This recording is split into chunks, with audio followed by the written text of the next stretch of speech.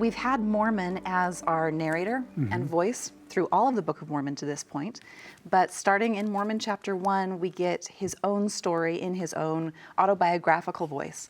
And what he's doing is kind of giving us the backstory to himself as a narrator. When the Book of Mormon opens, the situation is pretty bleak. And we know it's bleak because the previous record keeper, Amaron, comes to Mormon when he is just a 10-year-old boy. So God's last and best hope for this period is a 10-year-old boy. I never thought of it that way. That's Wow. our first clue of how desperate the situation is. And then the story that Mormon tells is also pretty bleak. As a young boy, his family becomes refugees of war. He and his father have to flee to the Southlands when he's very young. And then he tells of a very turbulent adolescence. So turbulent that at age 15, he is the last best hope for leading the Nephite armies.